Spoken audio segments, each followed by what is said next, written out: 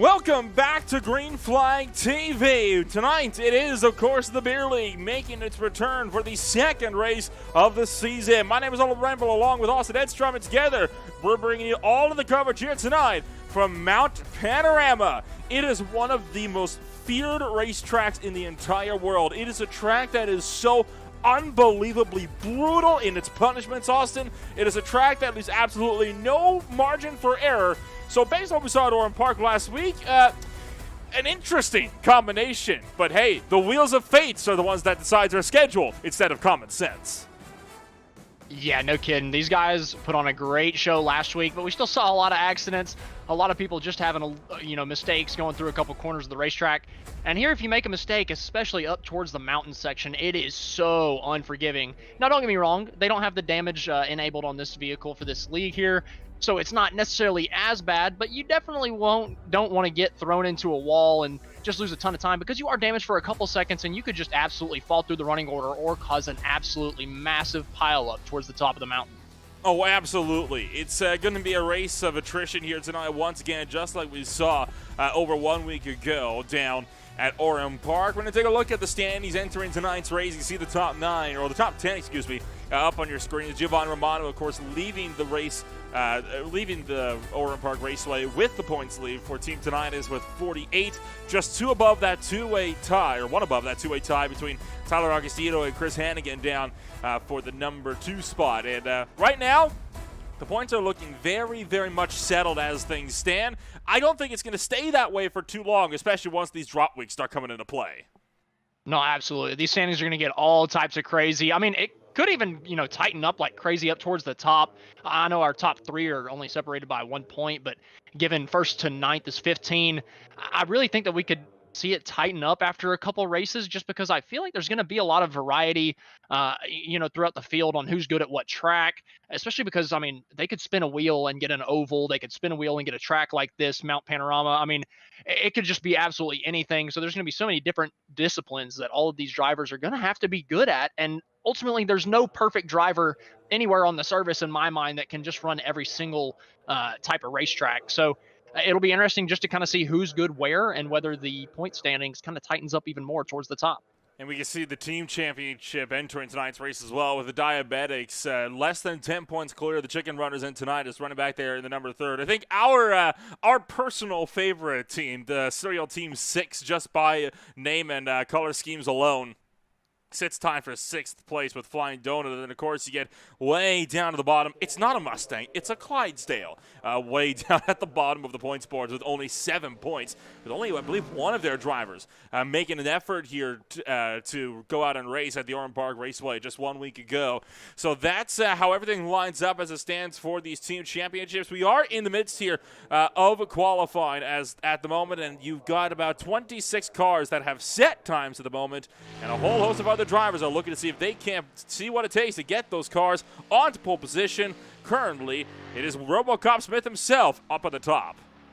I'm so happy you said that. RoboCop Smith Bueller. I'm going to be saying that name all night. I hope he starts on pole, and I hope he wins his heat race, and I hope he leads every lap and wins the race, because that is such an amazing nickname to have here in the league. RoboCop Smith. I hate that I didn't know the reference. I have to admit, I had to get told that before the race today. So I apologize for all of my 1987 movies fans around here, but, the pop culture scene is just not mine. You see Austin Tucker working his way up and around the Orem Park Raceway as we are still with about 3 minutes left on the docket. With it being such a long track, though, for a lot of drivers that have already put down 1 lap, it's a big question on if they're even going to have time to put in 2. So a lot of these racers having to make this 1 lap for themselves really, really count. You see Austin Tucker working his way up and around. Green in the first 3 sectors, but yellow in the 2 after that. We'll see if it'll be a green or even a purple on this time around. But so far, it was still looking up. Of course, it depends on how bad those yellow sectors were, meaning that he was down on his opening lap. He'll cross start-finish line this time by, and it will not be an improvement overall for Tucker. He'll fall to the 3rd position. Yeah, I think we're going to see a lot of variation here as a lot of these guys start putting in their second lap times. That first one, you really just want to lay down a half-decent lap, especially through the through the mountain section where, you know, if you just touch the wall, your lap is just completely thrown out and you don't get anything. So I think on the first lap we saw a lot of people just kind of, you know, play it safe, make sure that they can put a lap in so that they don't start all the way towards the back in their heat. But towards the second lap, you know, if you put in a half decent first lap, you can really just throw it around the corners in the second lap through the mountain, just try to nail every single apex and pushing the limits right up to the wall in every single corner. So I do think a lot of these guys, I mean, as you see second, third place both on their second lap, run faster. I just think that you're going to see, you know, more of that through the field here towards the last minute and a half of qualifying. We're on board with Ethan Kahn as it stands, running that number 2 car. Currently sits 13th on the points boards. We'll see if he'll be able to put down a better lap. I don't think he'll have enough time to put down that second lap, but he can at least take us for a ride around Mount Panorama here and give us a nice look on just how little room for error this is. Now, this camera stationed almost smack dab in the center of the car, and you can already see how this road is tightening up, right? From about 2 lanes down to maybe 1.5 if you're lucky with how wide you have to make these cars in order to kind of find your way up and around through these tight corners with walls looming ever closer, looking to punish any mistake you make.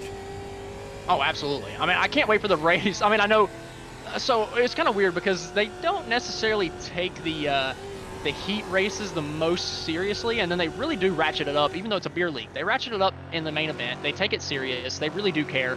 So the heats are probably going to be a little crazier in terms of just people doing stupid stuff. You know, we saw it last week with, I can't remember exactly who it was, but I think it was Ray, Ray, I believe is actually how you pronounce that, stuck up on the tire barriers in one of the corners, and someone just decided, you know what, I'll just turn hard right and knock you off that, buddy. So I think we're going to see more of that through the heats. But through the main event, you know, these guys are going to take it serious, but I do still think that we're going to see some crazy accidents through the mountain. I mean, it's just impossible to not have that.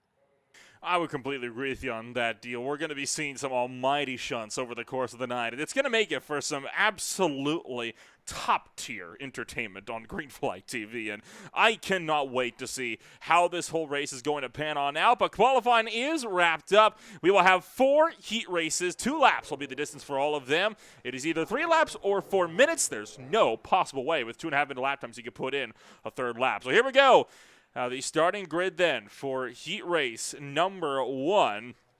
For race number 2. Started on pole position, you're going to have the likes of Alexander Bueller with Alec Kammer down beside him on that front row. Joseph Bell will be in 3rd with Ethan Kahn back in 4th. You're going to have the likes of Tyler Augustino in 5th. Evan Campbell is 6th. Corey Bear was 7th with Blake Gambrill in 8th. Mark Bellew going to be in 9th place with Mac Verstappen rounding out the top 10. I cannot wait to get these heat races kicked off. I mean, I think we're going to see some pretty, you know, I don't know, they're going to be pretty tame going into turn 1, right? A little 90-degree corner. There could be a little bit of bumping, a little bit of banging through the corner, but nobody's going to throw it in too crazy. At least I think, you know, I could be completely wrong. But as soon as we get up to turn number 2, the Quarry Bend, going through the cutting, through Reed Park, Solman Park, you're going to see some absolute mayhem. I know we've only got 10 cars, but I still think we're going to see some people do some crazy stuff, make just a little bit of mistake being behind another driver. You know, they haven't really practiced behind other drivers too much. You know, we just saw the 1 lap or the 2 lap qualifying, single car qualifying, and I just think we're going to see a bigger mess here. Lights flick on, the revs start to build, and we are underway for the first time, and the 108 doesn't get going. Bueller, by the way, did not make it onto the starting grid, so he'll be starting this heat race from the pits. If at all, we are 3 wide, meanwhile, down to turn number 1. And so far, that number 12, Valen Kammeyer, pulling out in front. Blake Gambrill has been spun round in the back. Oh, man, that stinks for Blake. He's all the way back in the back. He's going to have to start probably plumb last in the field. But we do have a good side-by-side battle between Ethan Kahn and Evan Campbell here going up towards turn number 2.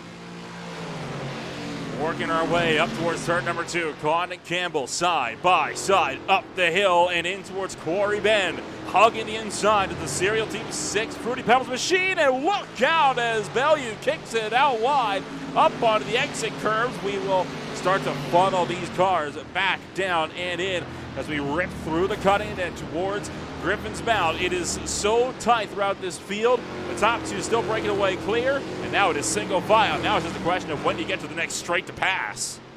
Yeah, Camry's built himself a really good gap going through the mountain section of this race course. 2-second gap, not really having to push it too hard, not really having to, you know, use all the racetrack out to the walls just because he's built a good lead going up to the mountain section.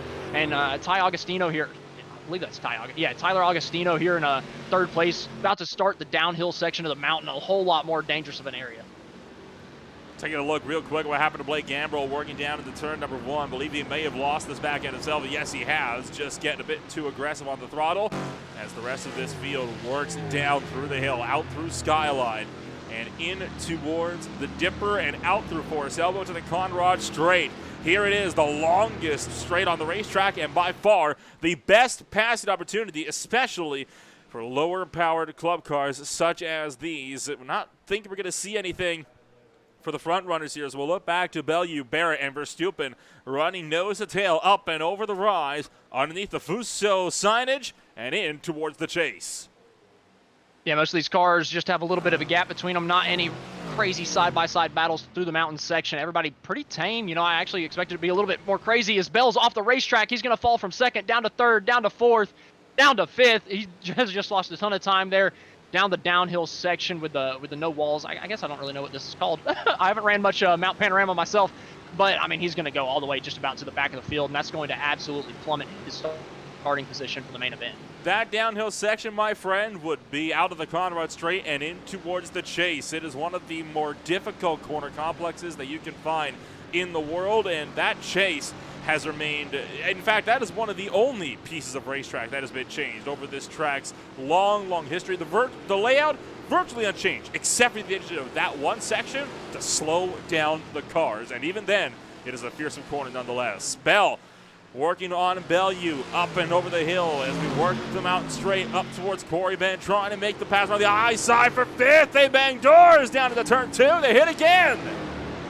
Man, Bellew just absolutely getting his elbows out, shoving Bell back to the 6th position. It looked like Bell had just a little bit more speed there going up the mountain. Just couldn't make the move work as Bellew really just edged him out. And now Bell falling all the way back to 7th place as Barrett's gotten by him. Very tight battle here for 4th on back through 8th in heat race number 1 as we are working the final lap of this opening heat race. Augustino, meanwhile, trying to keep Evan Campbell at bay. Blake Gambrill has just binned it again. This is on the uphill section of the circuit, coming down and in towards the cutting. We'll see what happened as he gone again. A bit too opportunistic on the throttle. He's going to loop the back end, and this time he will, just keeps it out of the barriers. So far, these drivers behind still nose to tail as we work our way now back out through Skyline. It's probably the most dangerous racetrack that you can go to on iRacing. I mean, there's just walls everywhere. The crazy camber changes on every single corner. I mean, every corner of this racetrack is monumentally different, except for maybe the last corner and the first corner. They're kind of similar, just 90-degree corners. But everything else on this racetrack is just crazy different than everything else. So it's just such a big challenge for all of these drivers. We see Gambrill, having issues here early. I just really think that you have to put in so much time onto this racetrack to even be able to keep your car straight going up the mountain. And we have seen Gambrill have a couple issues here early.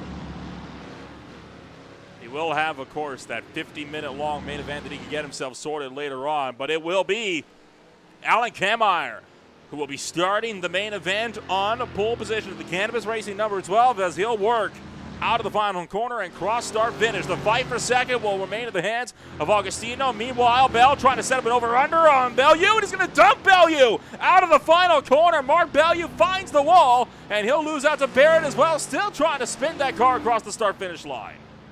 Oh, wow, we've got another accident coming off the final corner. Oh, my goodness. All these drivers just letting it kick off. I think that might have been a little bit of payback from earlier in the lap. Man, these laps are so long, I almost forgot that it was on the same lap, to be honest with you. But Bellew just got in there Bell just got in there a little bit hot on Bellew. And, that might have, like I said, been a little bit of payback from earlier in the lap. Take a look at the results for heat race number 1. We will swiftly move things along to heat race number 2, where you got Aaron Facker now up on pole position. Brian LeBlanc will be down on the front row as well. Josh Freed is in 3rd with Sean Bradley in 4th. Adam Klein, Gabriel Asilian, Mateo Dupuy, Kyle Smith, Tanner Klein, and Alex Crawford bring up the rear end of this 10-car field for heat race number 2. So 1 heat race and 2 laps in the books. And there's still a lot left to go as we'll continue to set ourselves up for the future. Just waiting now on Dupuy. That was a relatively tame first race. I'm kind of surprised. I think that we're still going to get some craziness in the heats, but I'm really looking forward to that main event with all 40 cars on the racetrack at the same time as we're getting ready to go green for heat number 2. Crawford jumped into our YouTube chat very briefly, and he was saying, I hope everybody wins. This is a race. You can't have multiple winners as much as I would like, so I appreciate the sentiment, but I don't think it's a very realistic option. So with that said in mind, lights will again flick on. We'll get set to turn these 10 cars loose. They're off the line. Aaron Thacker does not get a good restart. In all seriousness, the second place driver of Ryan LeBlanc is going to get side by side entering turn number 1, the left-hand 90-degree corner to start out this lap. Let's see, the leader of Aaron Thacker gets a little bit better run through the corner, but LeBlanc keeps his left or his right rear quarter panel coming out of the corner. We see a crash behind him. I can't tell quite who that is spinning towards the back. It's Dupuis.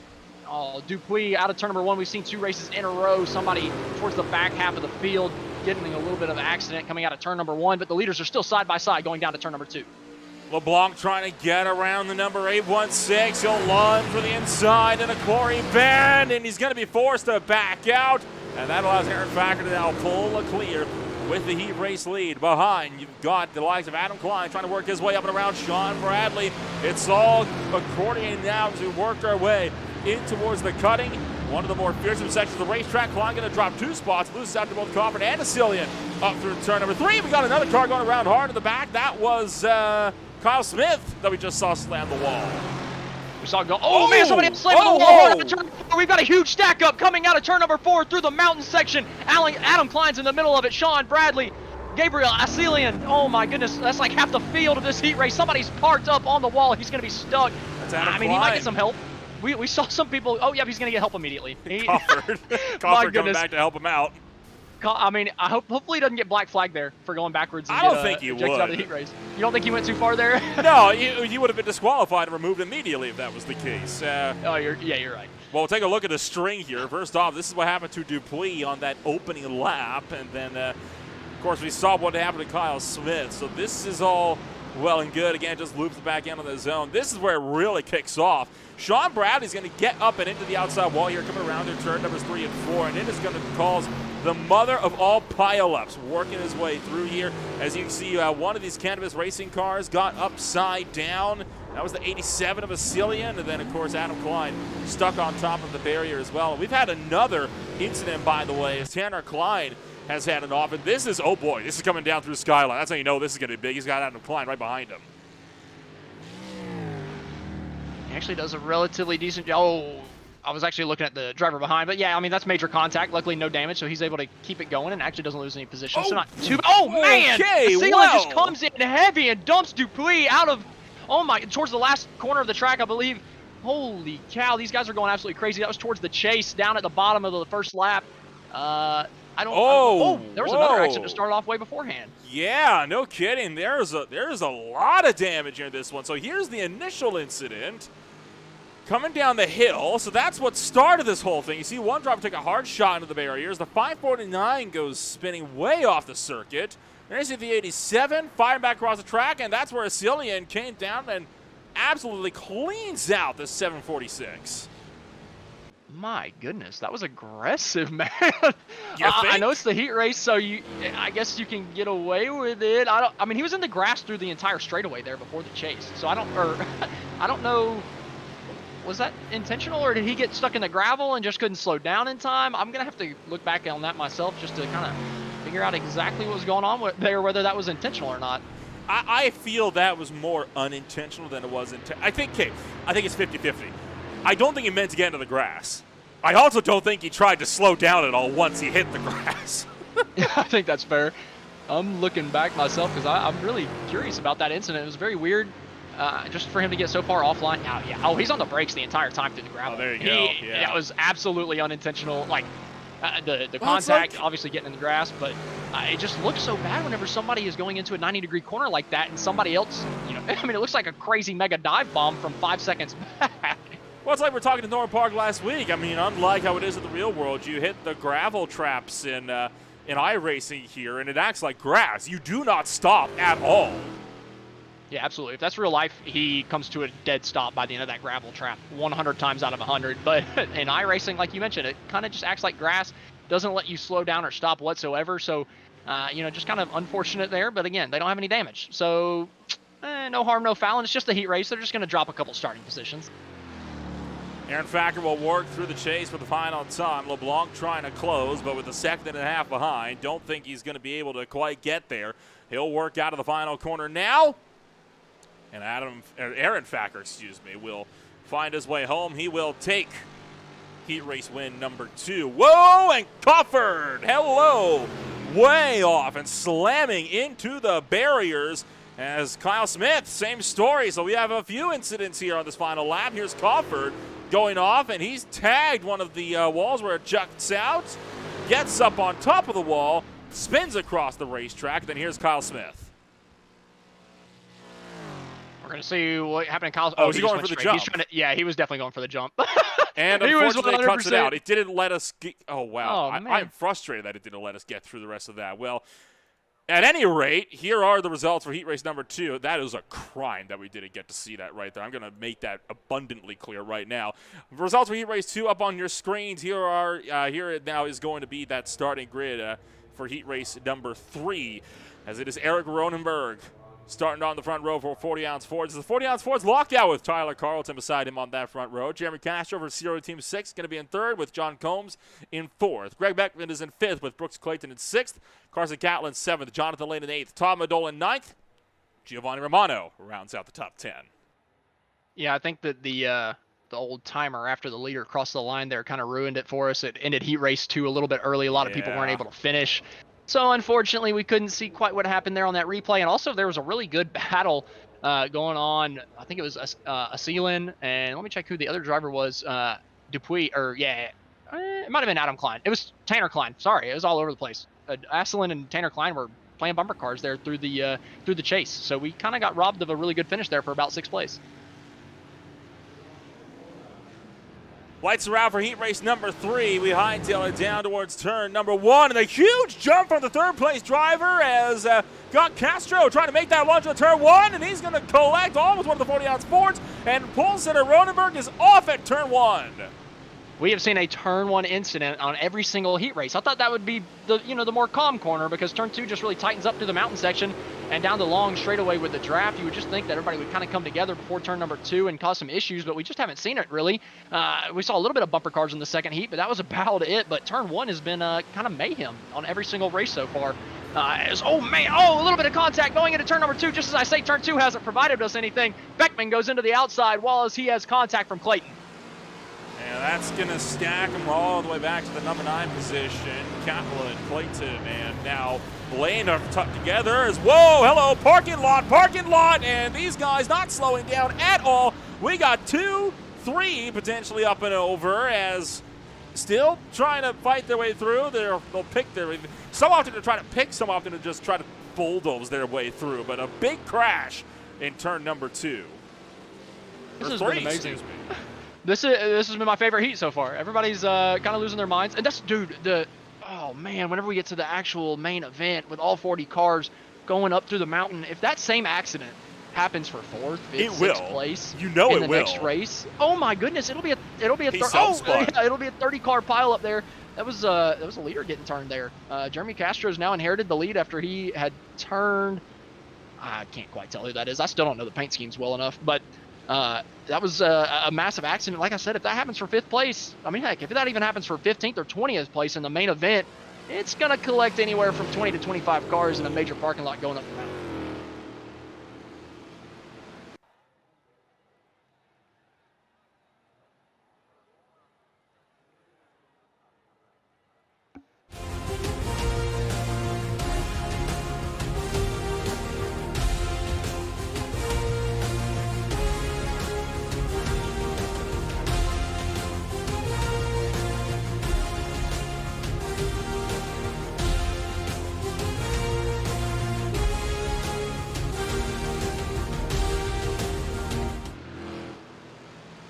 Still in the heat race number 3 here on Green Flag TV. Apologies for the brief delay in reception there. We are back and running now With 1 lap left to go in this third heat race, as it stands, Beckman, Madole, and Ronenberg looking to be the 3 fighting it out for the number 2 spot. Jeremy Castro's built up that 4-second lead now as well. We just saw Bravano just absolutely full send into turn number 1, and he is not even going to bother trying to finish the rest of this race. Whoa, Ronenberg getting chopped big time for second.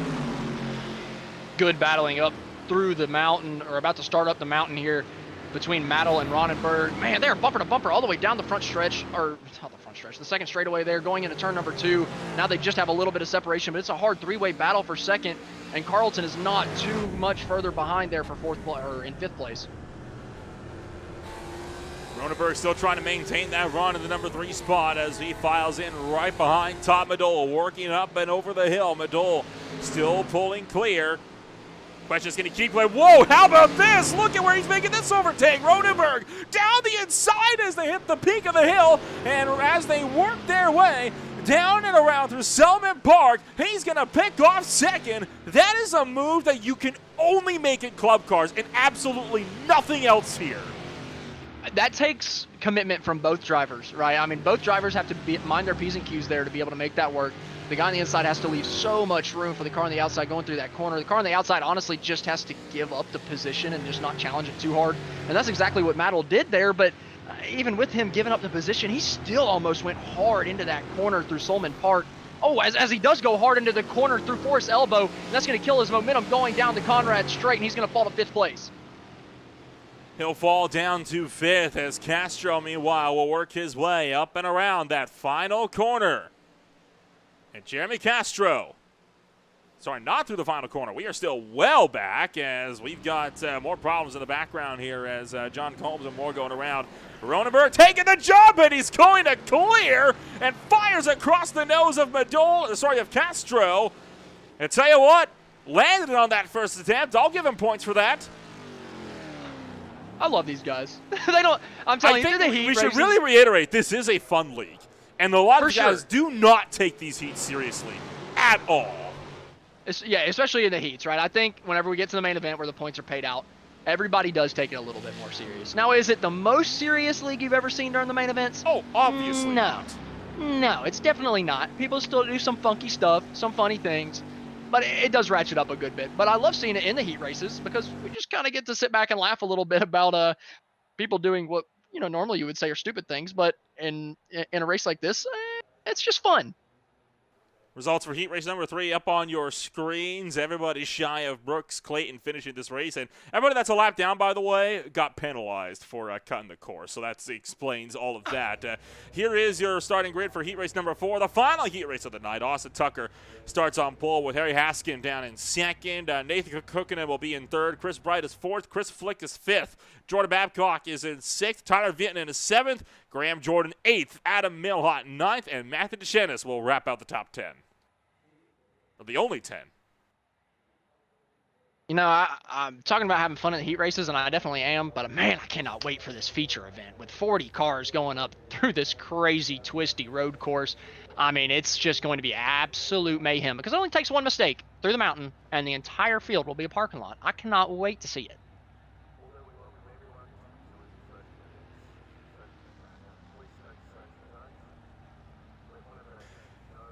Lights come on for the final time before we get to main event racing. 2 more laps the distance, and Austin Tucker starts them on their way. Lights are down, and once again, we hightail off and away. Surprised we haven't seen anybody really butcher the starts, at least getting off of the line, which is, I guess, the good news with the field, unlike heat race number 3 last week at Orem Park, where we saw somebody with wheels fully locked to the right take a hard right-hand turn into the entire field. Yeah, that was nice. I enjoyed that. But finally, through turn number 1, it took us 4 heat races, but finally nobody has a solo car spin as we got a good race for the lead between Austin Tucker and Harry Haskin going down into turn number 2. They're side by side. Who outbrakes who going down into the corner. Austin Tucker has a preferred line, but making a little bit of contact. That's going to push Harry Haskin out towards the outside wall, and now he's under fire from Nathan Cookingham. Cookingham going to take that one high and wide around the high side in towards the cutting and just chops the nose of Haskin off. So we're going to fire it back up and over turn 3 towards turn 4. And this is where it's going to get even more interesting. Right now we're up and over the hill, and the entire field of 10, for the first time, is all tucked in line together. Here you see Deschanis already up 3 positions, getting up and around Jordan, Vietnam, and Milhot as he tries to fire his way up and over the rise.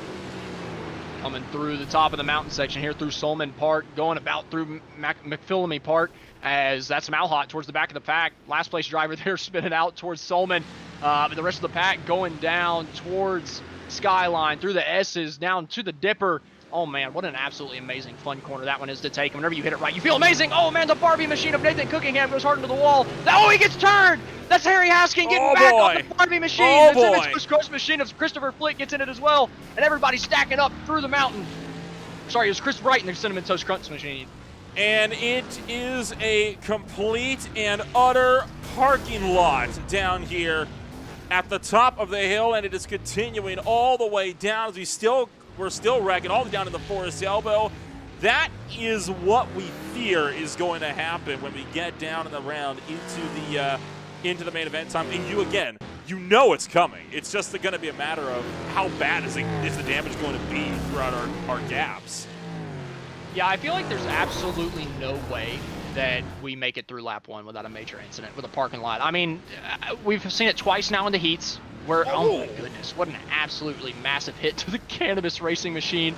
I don't know. Whenever we get to this feature, I'm just gonna be screaming whenever they go up the mountain because I just know it's gonna happen. As that's Austin Tucker taking the white flag right here. Only gonna make it around one more time, and he's got a pretty good gap to second place due to that massive accident. 5-second gap. I'd be willing to, if this was a serious league, I would be willing to wave the checkered flag for Austin Tucker right here. But we could just see him take the jump, coming down the hill on the last lap. We saw it last time. It's probably a 50-50 chance if I had to bet.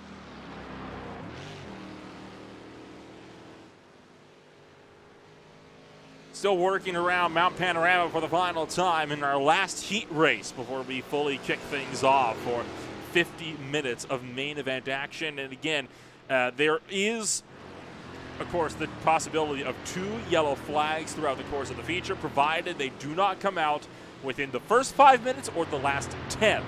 And overall, there's a 75% chance that we'll get each one of those cautions individually. There's a 6% chance we'll have no cautions at all. And it's basically 50-50. We'll actually get 2 yellow flags. In theory, there's the possibility that they both come out under 1 banner, which is why it's a bit lower than you might expect, considering the odds are 3 out of 4 that will get a yellow flag. We're watching here going up the mountain. Deschanis is pressuring Jordan here for the 4th position. That would, every single position, even if you don't take it too serious through the heats, every single position does move you up 4 spots on the starting grid. And at a track like this, I would almost maybe want to take the heats just a little bit more serious because there's going to be a parking lot through the mountain on the main heat. So you just might want to be as far up towards the front of the pack as you can as both these drivers coming through the dipper for turn number 4. It does not work through that corner. Deschanis gets put into the outside wall, going through the dipper, coming out of it as they head back down towards the Conrad Straight.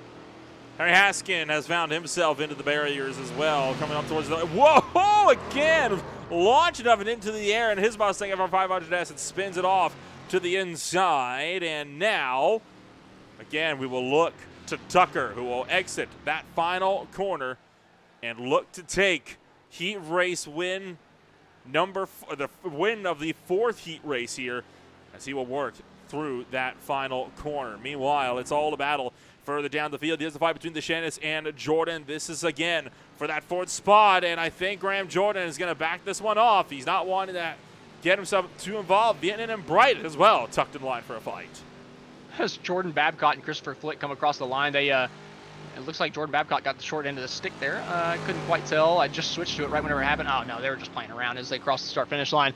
No harm, no foul, but and it got cut off because they were too far behind the leader. So couldn't even call there for the battle for position right there. But we are now going to go into the feature race. This is what I've been waiting on. I cannot wait to see them go through the mountain on lap 1.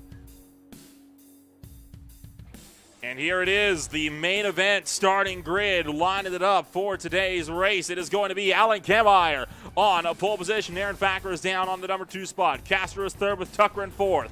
Augustino is in 5th with LeBlanc in 6th. Tom Adobe in 7th with Jordan Babcock. down in 8th. Evan Campbell and Josh Freed wrap up the top 10. Tyler Carlton and Chris Flick going to be back on row number 6. Row 7 will hold the likes of Ethan Kahn and Sean Bradley. You've got Greg Beckman and Graham Jordan on row number 8. Row 7. Joseph Bell and Kyle Smith on row 8. Row 9 will hold Eric Gronenberg and Matthew DeShantis. Corey Barrett and Matthew Dupuy, 21st and 22nd. Giovanni Romano and Harry Haskin, 23rd and 24th. Moving down through the field, got Alexander Bueller, Tanner Klein, Carson Catlick, Tyler Vietnan, Mark Bellew, Gabriel Asilian, Jonathan Lane, Chris Bright, Mac Verstupen, Alex Coffer, John Combs, Adam Mailhot, and wrapping out the field going to be Blake Gambrell, Adam Klein, Brooks Clayton, and Nathan Cookingham. That is your 40-car grid here tonight for this one. And real quick before we get things underway here, Austin, tell us, do you have any favorites for tonight, or is it just going to be the last man standing? It's kind of weird because it's not last man standing because they have the no damage, so it's just kind of I don't even know how to describe it. But mainly the answer to that question is no. I don't have a favorite. I think everybody in here's got just about an equal chance. I think the 20th fastest driver on qualifying time could win this race in all seriousness. We'll get a look at how all this is going to shake on up. Your field of 40 cars strong is ready to turn up the wick and get racing. It is really time to get the party started once again from down under in Mount Panorama down at Bathurst in Australia. The lights flick on. We get set to go racing for 50 minutes. Lights are down. Cam Meyer gets away well. The rest of this field firing now from behind. You see all 40 cars thundering up and over start finish as we work our way down and in towards turn number 1. Got big crashing in the background already. Smoke flying out of Hell's Corner, though. That number 12 car still looking strong as he will power through away with the race lead. Somehow we have no accidents through turn number 1 after we had so many in heat number 1, 2, and 3. We got a decent spread out field towards the front, honestly. They're all single file. Nobody really putting up too much of a fight. As I say that, Austin Tucker's looking to the inside of Jerry Castro. He actually backs out, though, going, as we got a big accident going up towards the mountain. Graham Jordan has been spun around deeper in the pack, and he's not the only one. Tom Adol has been spun around in the middle of the pack in turn number 2 as well. This field is going to do a good job on trying to cycle through. Look at all the double file, though, working up towards the dipper. You know how this is going to go. I know how this is going to go. Do these guys know how it's going to go? Probably. They don't care anyway. As we fire our way up and over to turn number 3, somehow we haven't had a big pile up yet. It's all about that curve, though, on the inside. We've seen people hit it, go into the outside wall, cause a major stack up towards the back of the pack. Everybody's clean so far. Nobody's making any major mistakes. I honestly can't believe it. I figured we'd all be dead going up towards the mountain, but everybody's keeping it nice and straight. Not too many issues, just a couple single spins towards the back of the pack. Just a little bit of contact as the leaders are going down the mountain. On board the speed cameras, Cam Meyer, Facker, and Castro try to file their way on through. This is going to be the big test. Are they able to survive the downhill section? There's been something big in the background. You can tell by the number of drivers starting to tumble down the timing order. And we do have a problem entering Skyline. That's going to collect a huge host of cars as we've got everybody stacking it up. And as we exit Foster's Elbow again, still looking more or less settled. And, here's the pile we were looking for. It's a parking lot working down the hill. The In-N-Out burger machine. Oh, man, the In-N-Out is going in and out of traffic right now, just getting pounded left and right. Multiple cars coming down the mountain. A couple cars still sideways, not able to get it righted. As Bellew goes back into the outside wall as he gets stuck behind Bright in the Cinnamon Toast Crunch machine. Finally, we see the accidents coming down the mountain. They were all clean going up, but as they started getting to the crest of the hill and going down the mountain, we saw stack up after stack up. Oh, we got another big off. Sean Brad has been punted wide, and Kahn will go with him. That's down in towards turn number 1. So again, huge calamities in the opening laps, exactly like how we saw down at Orem Park. And not nearly enough time to be able to take a look at absolutely everything. So we're only going to be able to focus really on 2 of the bigger incidents that we saw. And among those, one of them, of course, was up at the top of the hill as Adam Klein off again at that over in the chase now, spinning around in the traffic. He's going to right himself. Alan Kameyer under fire for the race lead. I got Tucker throwing his hat of the ring as well. 3-car breakaway for the number 1 spot. Tucker drives it in deep, takes that second position from Aaron Thacker going up the mountain towards turn number 2. Now they're set their sights on turn number 3s and 4. 3 and 4. Okay, well, you know what I meant to say there. Turns 3 and 4 as they go nose to tail through the uphill section of the mountain. As we see a replay here, the in and out machine going down the bottom of the mountain. Oh, there it is. Right in front of him. Just gets clipped on the left rear, and he couldn't get it right. It goes nose first into the outside wall. And oh my goodness, that's just a blind corner for all these guys coming through, and they had absolutely nowhere to go. Look at the calamity as the Porsche Mission R Mustang that we saw finish on the podium last week, getting kicked up and into the air as a result of all of this absolute chaos working down the straights. Here is Nathan Cookingham, who had a spin of his own. This is coming up and over the rise towards Skyline. So this is, I think, the cause of the first big, oh no, it's all up in front of them. You see the number 18 kind of got punted around a big bunch in the midst of all of that. So again, we'll try to back this up and get more or less a better look on what happened to that 18 car coming up and over the hill. I tell you what, right now, though, this is, I think, more intense than we expected a lot of this to go. You see, them already sideways up in front, and wow, it is just on. It is on from there. Look at this mess. I didn't know Burger King had wings, but he went flying through the sky there.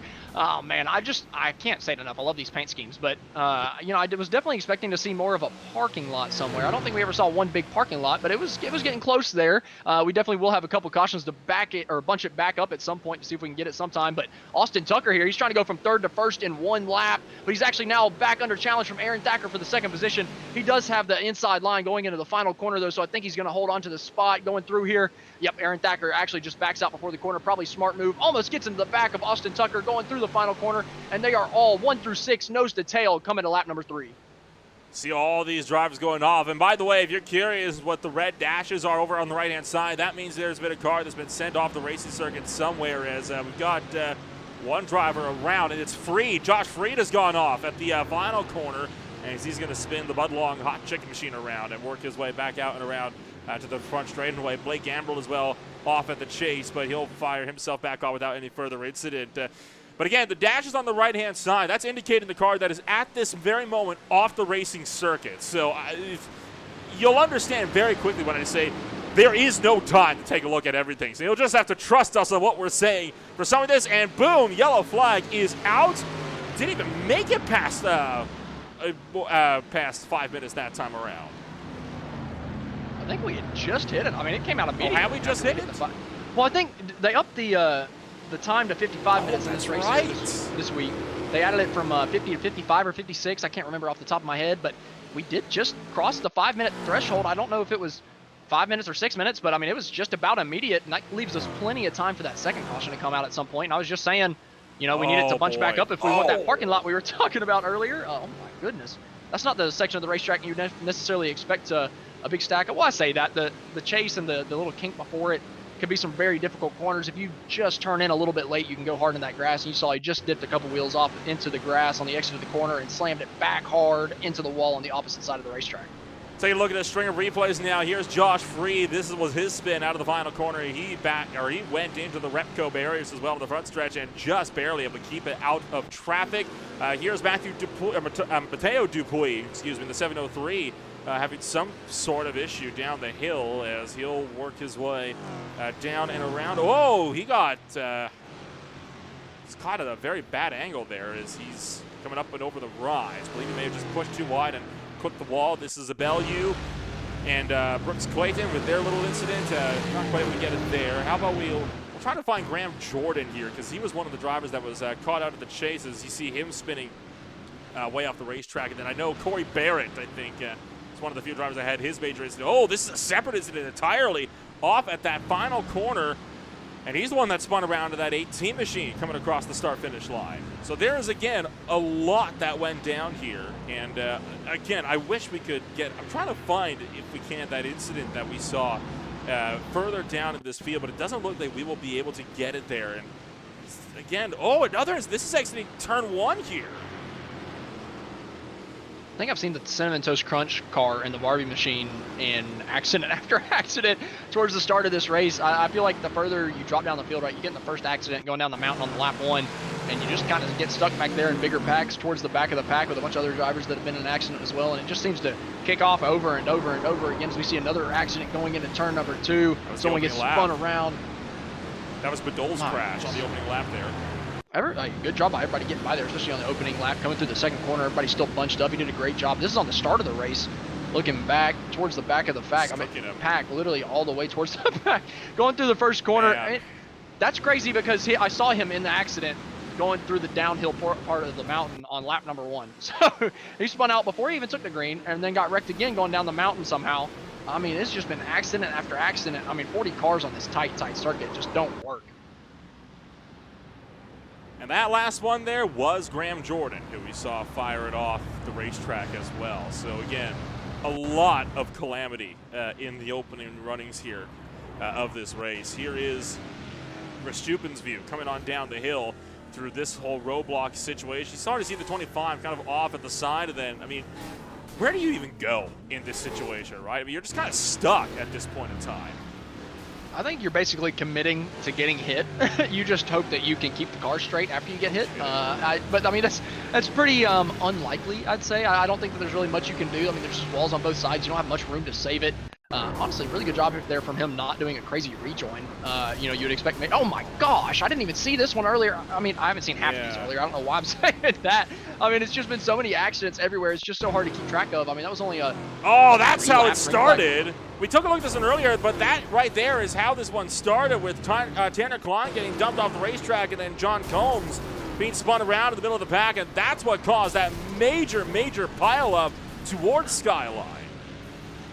My goodness, I keep crying every time I see these cars start flying up through the mountain. I mean, they're already at the absolute peak of the mountain, and they just start flying even higher, like they've got absolutely no limits up towards the sky. There's definitely no skybox on iRacing that I know about. So I don't know. I'm interested to see if we can get somebody sent to the moon.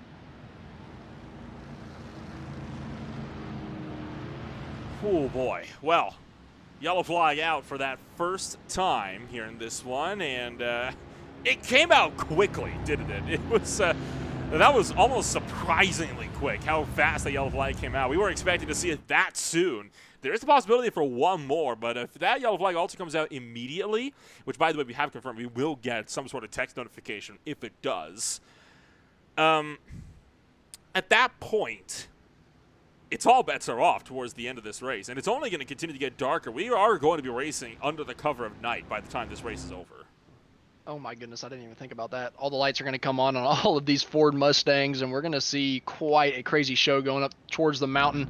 All we're going to see is lights, and we might end up seeing them strobe. You know, I mean, they're just going to be spinning around in circles, and you're just going to get hit by a flashlight. Oh, and just as we're talking about the lights on every single Ford Mustang just came on. So nighttime is upon us.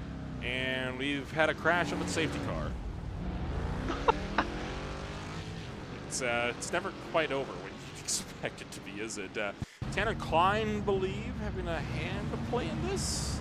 Slowing up for this field, and you see the light. Oh, well, this happened in front of them, and wow. Okay, so there's a story as to what has happened here.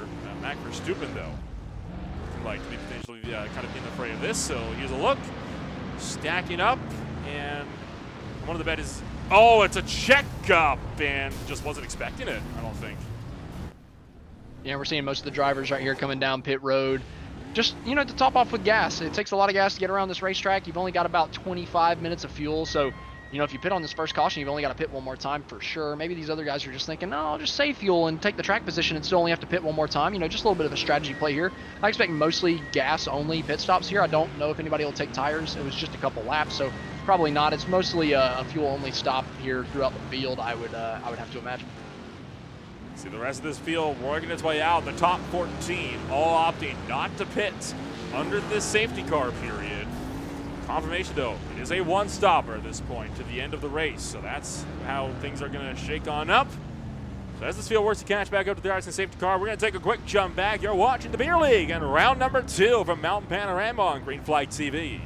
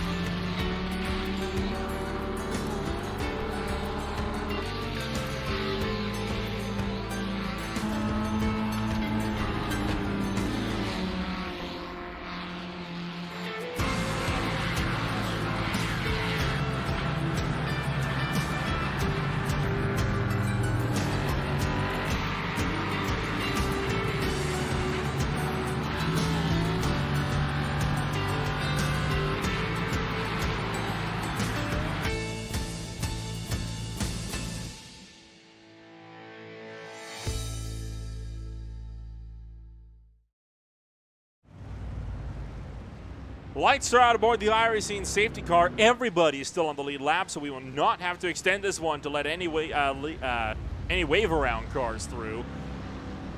So now the big ticket question again, when do we get that second yellow flag, or have we already had it under this first safety car period? I haven't seen a message in the iRacing chat other than the one that we had earlier, so I do think that the second one is still in play. But I mean, if it doesn't come out, you know, we've got a long 45-minute run here to the finish. So it'll be interesting just to kind of see, even if the field spreads out, you know, just I don't know, even if the field spreads out, there's going to be battles all over the racetrack just because there's 40 vehicles in it tonight. So whether there's a race for the lead or not, I mean, I just really think that we're going to have some tight battles throughout the entire racetrack. And also with the pit strategy coming into play here with 14 drivers staying out, we're going to see some really good racing around the 10th to 15th to the 20th place position. We saw positions 1 through 6 before the caution were just about nose to tail, starting lap number 3. That's whenever we end up having our caution. So I know that there's a couple really, I don't know, close on talent drivers, you know, towards the front half or towards the middle of this field now. But as they try to work their way through the field, it'll be really interesting just to see how far up they can get. The lights on these Mustangs have flicked on. We're going to be racing under the cover of darkness, I would say within the next 10 minutes fully or so here in this race. The pace car going to pull down and into pit road. And now it is in the hands of Joseph Bell. Works into the gridding slots. And the green flag is back up in the air as we go racing once more from Mount Panorama. Joseph Bell got a really good jump through the last corner there, pulling out a decent gap over Eric Ronenberg in second place. So we've got a side-by-side battle for third as Gabriel Seelan goes past Kyle Smith going into the corner. That is going to give Smith the draft going up towards turn number 2, and we've just got a long string of single-file cars all drafting off of one another. My goodness. And as they go up the racetrack, you know, there's so much drag on these cars, not too much power. You can get a big draft up these straightaways, and they can really tighten up going into turn number 2. But it looks like they're going to be pretty single file and orderly until you get back to about the 13th position as Clayton's kind of covering off the inside line here from Mallet. Actually, I believe it was Mallet going on the outside. Takes that 13th spot as, oh my goodness, I'm all over the place today. I'm so sorry, as Madola is actually going backwards through the field. You saw for a brief second as they try to put it 4 abreast in the run up towards the cutting. That's never going to work at Mount Panorama. It just did there, though. Surprisingly, they were able to make it 4 wide there for just a couple seconds. Filed back out to the double doses of 2x2, and now single file all the way up through the uphill section until, oh man, the cannabis machine of Kameyer goes towards the inside, takes that position, 14th. And now you can see Mailhot started to really lose time here. He's dropped already 2-3 positions in the last several corners, and he could very well lose more as we work our way up and through Skyline. Now, though, he's going to be stacking up everybody at the tail end, so this is going to funnel down and everybody condensing down into one lane. This is, again, not something you want to find yourself in the middle of as we work our way down the hill. And I think we'll be able to escape this one without having any sort of major incidents while out down the Conrad straight. Con making the move on Freed for 5th. Good battle here towards the front of the pack. Freed going around the inside, or going down the outside there. Oh man, just about get shoved off onto the grass for the 5th position. They're side by side going down into the chase. Oh, a little bit of contact on the inside curb, and he's going to go straight off into the outside grass. That's Ronenberg going through the grass, falling back down to 2nd place. Ronenberg tried to go for that lead. It didn't happen. We've got Dupuis off in the background. So Mateo Dupuis once again finding himself off down at the chase, and Mailhot is out there with him, and he is facing the wrong way. So he's seen better days. Whoa, whoa, whoa, whoa! Verstappen barrel rolling down the front straightaway. I didn't think he was ever going to stop and land on all 4 tires. I mean, he was just spinning and spinning and spinning, flipping over and over, side over side, multiple times, going down towards the chase. Cooking him. A little bit of oh my goodness, Cookingham took a major hit and flew through the sky too. But Verstappen with the crazy acrobatics going down towards the chase. Oh my goodness, he just would not stop flipping. One more from Cookingham here as he again slams that barrier. He is not caught as nearly as bad though as Verstappen was, who tumbled at least half a dozen times down the straight there. And we'll cut back to live pictures. So I know Verstappen's not drinking. He is underage, so he's not. He might be drinking some milk, but I Probably, imagine if yeah. I was a couple beers deep and I started flipping like that, my stomach would start turning a little bit. If you're in VR, your stomach would start turning with that. Oh my goodness, I couldn't even imagine. I got one sitting right next to me. I couldn't imagine having that visual. I would be closing my eyes in a heartbeat. Oh, big hit for the 13 to Todd Badol, slams the wall, and that'll allow Combs and Dupuis through. It's Castro making the same mistake. He'll slip further back in this field as well. Todd Badol losing out to Bueller, who will fire around the long way. That's a bold move to pull off there, but Bueller gonna make it happen. He'll shoot to the inside and start to fire his way back down the hill. Oh, got a punt through Skyline, and what a save! Flick able to save the car. I don't even care that he tagged the wall. That's a save and a half right there. He was sideways going down through Skyline, through the S's, and he just, I mean, his rear tires were off the racetrack, and he was able to prevent that from being a major incident. He could have bounced off that outside wall and back across traffic, but he was able to keep it steady. As we've actually got a really tight battle for the lead, Eric Ronenberg takes the lead back from Joseph Bell going down into the chase. Saw that save there one more time, and here was the pass as Eric Ronenberg took that race lead away around the outside, went the long way through, and is able to pick off the donut machine. And now he's off the track at the final corner. Bell goes back through to the point. That's 2 straight laps that Eric Ronenberg has taken the lead from Joseph Bell and then makes a mistake all on his own to give the lead back. Joseph Bell has to be grinning ear to ear every time that he gets past. He's just going to get the lead back. Trouble we got behind. going backwards across the start finish line. Yeah, Corey Barrett having problems, and he's going to nail the 22. That wasn't the best rejoin I've ever seen. That was oh man, if that was an official race, he would have a week-long vacation 100%, as Combs is just dropping all the way through the field. He was running around the top 10. Oh man, no! That's an equally as bad rejoin. Oh my goodness, Combs takes out LeBlanc, and LeBlanc's over on his lid. Is no one? Oh, we are going to get some. Well, punting him into the flying stand, and therefore out of this race. And now Combs is stuck. I think LeBlanc towed, and he got hit right before the tow happened, but it's the command step still went through. So he got hit. So I couldn't tell who that was the Good Samaritan that decided to help the man out. It's the 18, I think. But unfortunately for him, he helped he helped LeBlanc out, and it was all for nothing. He hurt somebody else in the process. Poor Adam Klein helped out LeBlanc there on the front stretch, but it didn't do anything except for wreck his own race car there for a second. And I'm sorry, I'm just laughing. And killed the 32 and put him out of the race. He had to actually tow as well because his rear tires were up on the wall. That was John Combs. I guess, he had the bad rejoin, so maybe you could say it's a little bit of instant karma there. Ronenberg gets through Bell into Forrest's elbow. He'll now try to maintain that race lead in the run down the Conrad straight and back down towards turn number 1. Close it in on 30 minutes left to go and about one more lap here. Bell looks right, no room. He'll try to cut back left. And again, no room. Ronenberg will secure the lead down the stretch that last time through. Meanwhile, Clayton, Thacker, Augustino all under a blanket. Luckily there for Ronenberg that time, he does not just drive straight off the racetrack, as we've got a hard battle going down into the chase for the P12 position.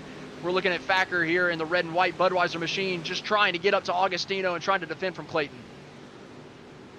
And even further up the road, Campbell, Vietnam, Castro, all tucked in a line as well, as they're going to get a bit spicy working down the hill, and again able to sort themselves out as Carlton has found the tire barriers somewhere down further in the pack, and he is going to be slipping well off the circuit. So here's what happened to Carlton here.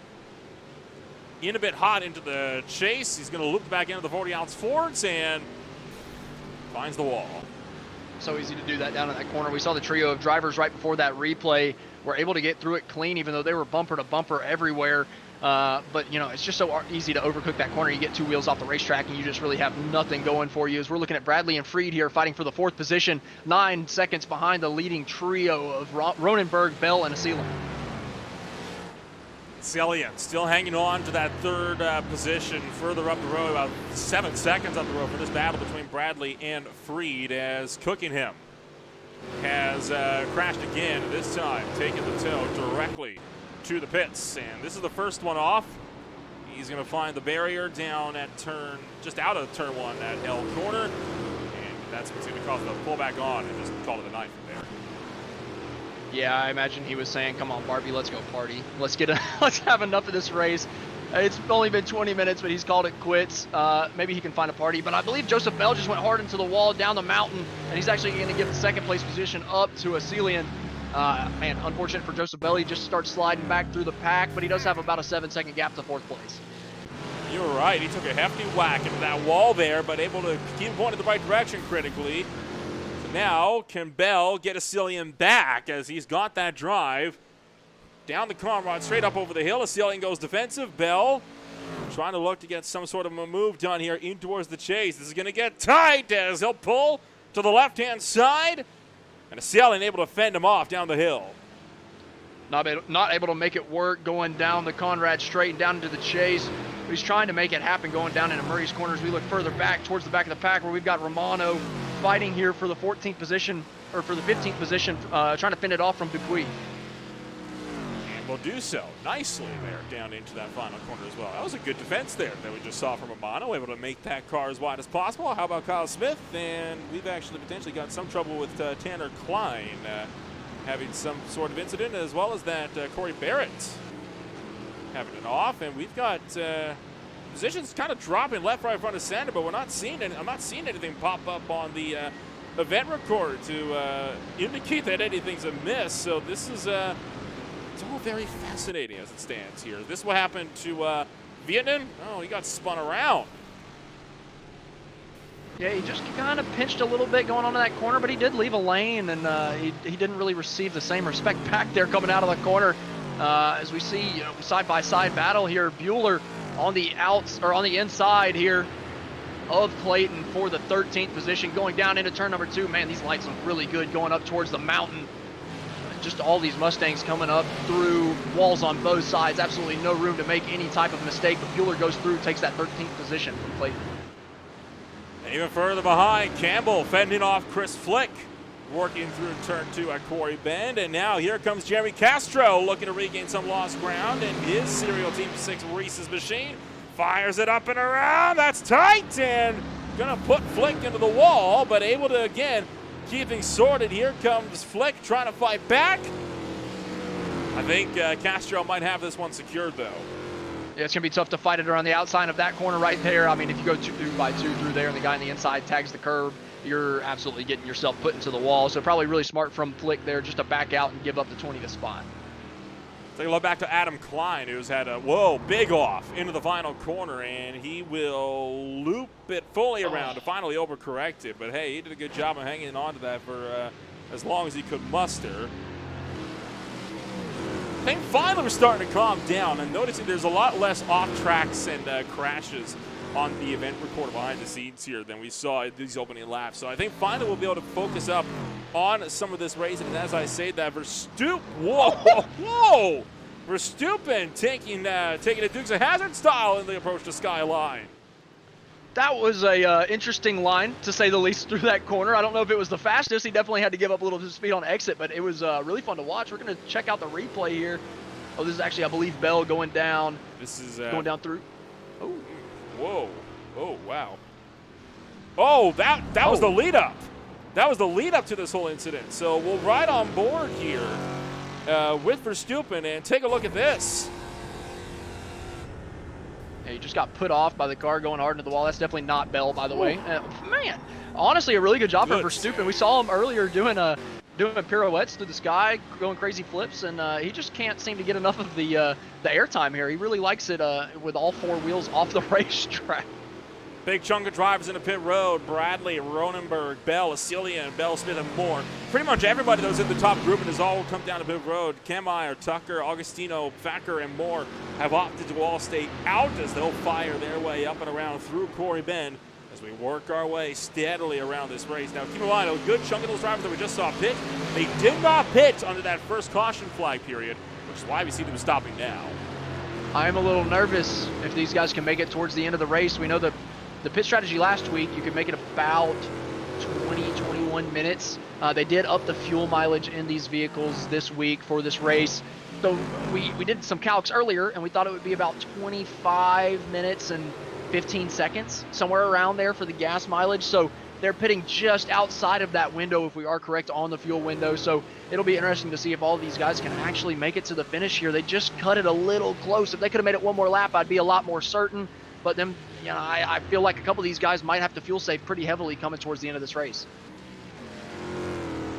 Well, we got confirmation from one of the drivers in this league who has opted to sit this one out and has just been kind of watching along down in our YouTube chat. It is a one-stopper to the end of this race from here, right? So that does tell me it should be fairly simple for the guys that pitted under the safety car period to make it a one-stopper.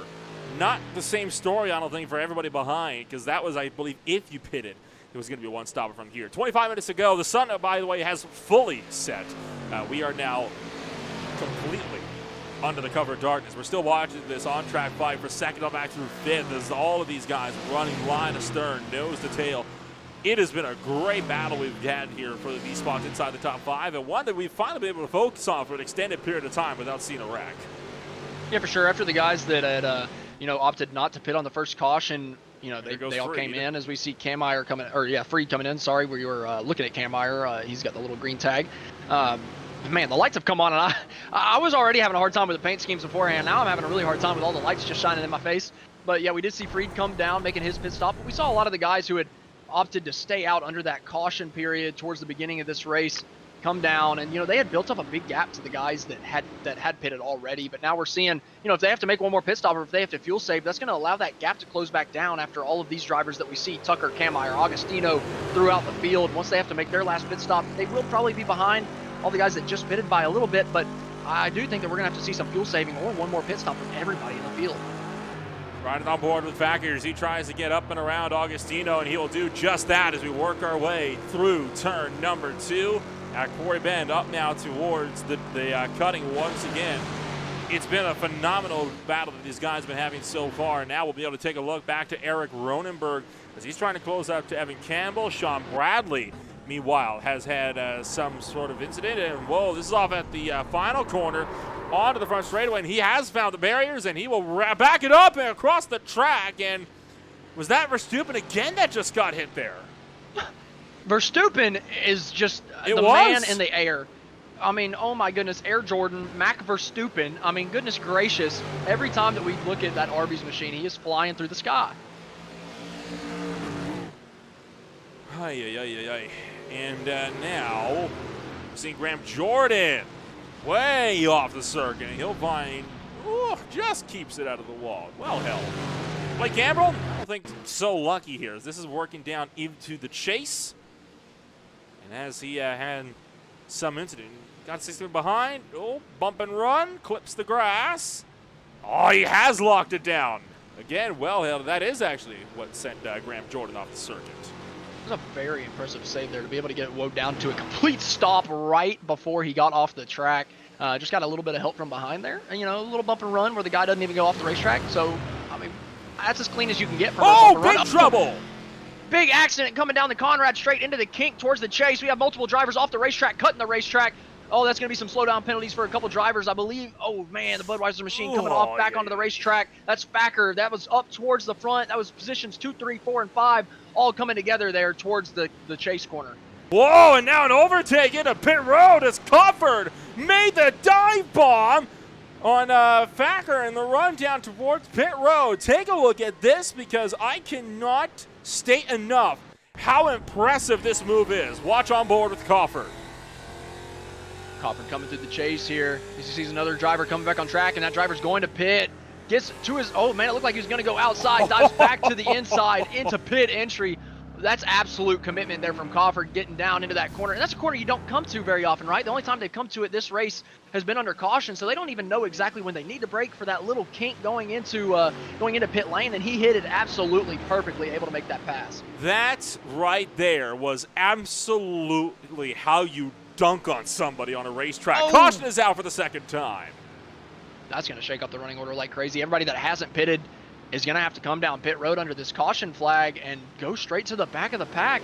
But that's also, or this caution flag also allows all of those drivers that had pitted early because they missed out on the first pit stop to save fuel and make it to the finish. I really do think they're going to be able to because, you know, they had the caution period beforehand and were able to save fuel, and they were able to make it 27 and a half, 28 laps, and that is just over halfway. So if they can save the same amount of fuel here on this pit stop or under this caution flag period, then they should be able to make it to the finish, and a couple of them might have cycled all the way back to the lead through these pit stops. Now, here's the thing, right? 20 minutes left to go. Lap times are about 2.5 minutes under green. Caution flags, closer to 4 minutes, maybe up to 5. You know this is going to be about a 10-minute sprint to the end, maybe even less than that. Yeah, so everybody that stayed out under that first pit stop and it pitted right there, 5, 6, 7 minutes ago, we were worried about them before the caution, but now they only have a 10-minute sprint to the finish. I mean, that's going to be, 5 laps? If that. I mean, all these guys have just kind of looked into the strategy call, and that's why I was saying towards the beginning of the race, I believe it was before the start happened, I could definitely see somebody that was 20th on pace in qualifying winning this race because you just get lucky on the... Bueller's clutch and coasting. He might not be able to make it around to the pits again under caution here. You heard him saving fuel there on the brakes. Oh, that could be scary for him. He did just pass the pit lane, though. Well, pit road's closed. You get penalized if you go down right now. That's true, but the driver behind him, Alan Kameyer, he absolutely couldn't make it because he did pit, even though the pits are closed. Well, I mean, hey, at the end of the day, it's better to get like a drive-through penalty or a stop-and-go penalty of about 30 seconds, right, as opposed to having to take a tow that will take you 5 minutes and guaranteed lose you a lap. Absolutely. But you got to think, too, the black flag is just going to be an end of the line, I believe, so I don't think that pitting right now is necessarily the worst thing. If you have to do it, you have to do it, and the end of the line I don't think is too terribly bad because there are going to be so many people staying out anyway under this caution. A big portion of the field had pitted 5 laps ago, and then another larger portion of the field had pitted last lap before the caution. So I really just think that it might only cost Alan Kameyer 5 to 10 positions, which is still a lot, but I would much rather take my medicine now instead of running out of gas like we could see RoboCop Smith here do. And this is the agonizing part for him, right? Because he has to use more gas to throttle up and over the hill, which covers almost half the circuit. His one saving grace comes the fact that he can clutch and coast. Once you get over the top of Skyline, you can clutch it pretty much all the way down until you're pretty much at the chase. Yeah, like you said, he wastes more gas going up the hill, but he can save, the entire way down. So, he might not even have to really get off the clutch at all coming down the mountain. So he could save just enough fuel to get there. And, at the end of the day, if you can coast all the way down, you can get back to pit road. So I think Bueller, RoboCop Smith will be okay. But, he is still going to have to start towards the back of the field. And I think this caution probably kills any chance that he had at winning the race just because he stayed out one extra lap over a couple of the other guys. Well, we're going to take another jump back as we are under the caution period for the second and final time here tonight in the Beer League for race number 2. We're going to, again, take that jump back. We'll be back with you in time for the restart. Racing isn't easy, but experiencing it is. iRacing puts you in the driver's seat with the industry's leading sim racing game. Drive on laser scan replicas of the greatest racing circuits from around the world. Go head-to-head against other drivers chosen by skill-based matchmaking to ensure competitive racing at every level. Compete across all your favorite series. In officially licensed cars, engineered to deliver the most accurate driving experience possible.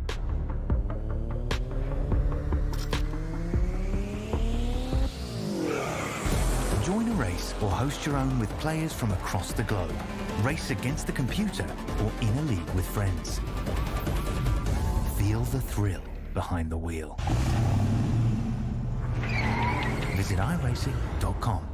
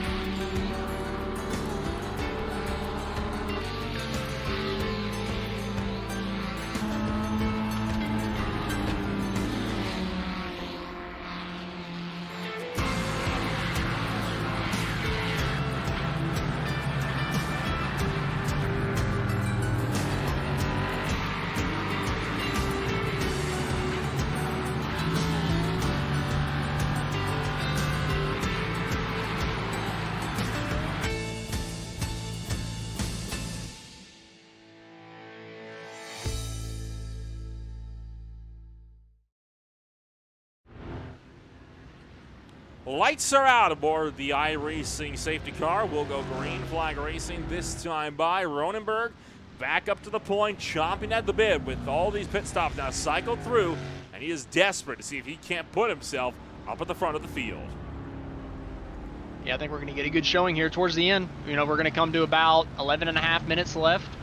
Pretty short run to the finish. A lot of these guys had pitted early and have kind of found their way back up towards the front of the field. You mentioned Eric Ronenberg already, or Ronenberg, Gabriel, oh my goodness, Asilian. Joseph Bell, we saw him pit, he didn't pit early, I believe, and he has found himself back up to P3. Austin Tucker in fourth. We know he pitted in the first pit stop. Took off some gas, whenever everybody else didn't. He restarted about 15th, and he's worked his way back up to 4th place. And Josh Freed back in 5th place. So just under 12 minutes remaining. That is going to be under 10 laps. So it's going to be a very, very short sprint to the end of this one, as we'll work our way through the chase for this last time in the 017 of Ronenberg. Will lead us around to that green flag. I think if there's ever going to be a big parking lot, it's going to be now that we're racing in the dark. And all your braking markers, references that you use, if they're in the distance, forget about them. Yeah, with it being in the dark, everybody's bunched up again after the caution, and, we're in the money time. We are going to have about 6 laps to go, so all patience is going to be absolutely gone.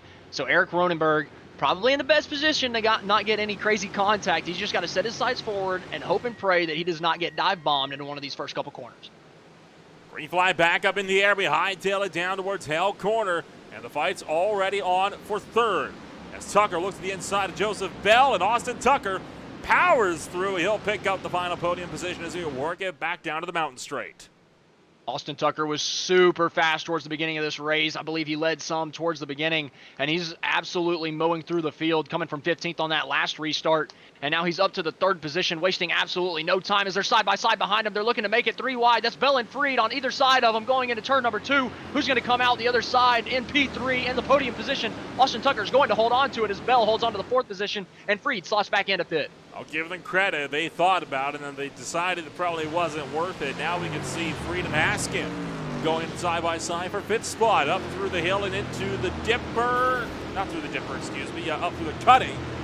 As we get set to cross back up and over the rise. We work back to the hill. 10 minutes of 55 left on the clock. They're coming back up through the mountain right here. Everybody's just kind of minding their P's and Q's, not making any too big of mistakes going up through the mountain. As we look back at the replay further back in the back of the pack, we see Mac Verstappen here towards the back. We've seen him off track multiple times through the sky. Oh, but man, the Burger King machine just got stuffed into the outside fence on the front straightaway. Absolutely nowhere for him to go, and nothing he did wrong. Oh, Freed barrel rolling up at the top of Skyline, and he is out of the park. Freed's been flipped up and over the racetrack, and he is going to be tumbling way down as a result of this. And Catlin still off, but thankfully at a safe place, relatively, at Skyline. That's awful for Freed. He was running in about the 5th position. We're going to have to take a look back here, see what happened. Oh, man, he just got that inside wall. They're coming off the corner hard into the outside wall. Comes back across the racetrack and gets flown straight up into the sky. Twice, 2 times going up and over, and actually that's a weird reset to get reset right there. But unfortunately for him, he's fallen heavily all the way back to the back of the pack.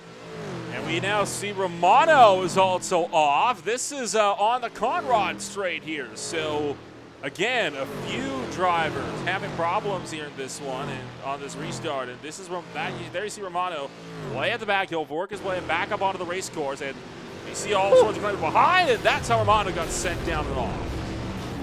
Austin Tucker's in a side-by-side battle here on the front stretch against Gabriel Asilian for the 2nd place position, and that's going to allow Joseph Bell to look into the inside too, going into turn number 1. Austin Tucker trying to make that inside line work. They just about make contact through the corner, but Austin Tucker's going to get a better run off just about, and they're still side-by-side behind him for the 4th place position. And will it be 3 abreast as we work back down this front straightaway? You see the 108 looking for it. He's going to try to commit. Dips 2 wheels on the left-hand side, but Asilian going to cover him off, and Tucker keeps that car pinned on the left-hand side. We work up to Quarry Bend, and the 87 Asilian will work his way through. Look out, Tucker almost gets turned, and Haskin is in the 4th. Austin Tucker just got a little bit sideways. Joseph Bell did a good job not getting into the back of him, but that did end up costing him a position, going back to 5th place as he had to check up for the green machine of Austin Tucker. And Tucker falls back into 3rd. He really needed to get that move done as soon as possible because Eric Ronenberg is scooting away in the league. He's built up a 2.5-second gap with 7.5 minutes to go. Not a lot of time left, and at the moment, there's not a lot of guarantees that Ronenberg will even catch lap traffic unless we have, again, some sort of almighty incident as we work our way through. We still have all bar 37 cars up on the lead lap. We've got big trouble at the dipper, though, as this is Greg Beckman that's facing the wrong way, and it looks like Facker potentially got caught up in here with him. We're going to catch a replay here, just see kind of what happened to these couple of drivers going back up the mountain. Trouble spot all throughout the night. Wow, just really checked up heavy going into that corner. Was not expected from the car behind. Thacker just did not see that coming. Unfortunately, that's going to cause the 42 to spin around and have to go all the way towards the back of the pack.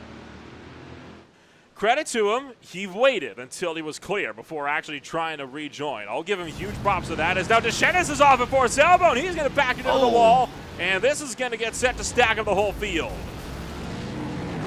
We still have not seen that parking lot that I thought we were going to see, though. We've seen a couple cars stopped, a couple cars in the middle of the racetrack causing bigger issues, but we might see it right here. Just as I was talking about it, everybody's going sideways through the middle of the corner. Oh, they kind of have a little bit of a reprieve there as the 007, or sorry, the 07 gets kind of up into the opening there, so not too bad of an issue there going into going down the Conrad Straight, actually. But there's just been battles all over the racetrack. As Bell's off. Now Bell, he was running in the top 5, and he's going sliding down into the inside grass, losing multiple positions, down to 8th place, down to 9th. It looks like actually, there's another car sideways. His Pond is stuck on the outside there going in that corner. They both actually only fell back to 7th and 8th for now.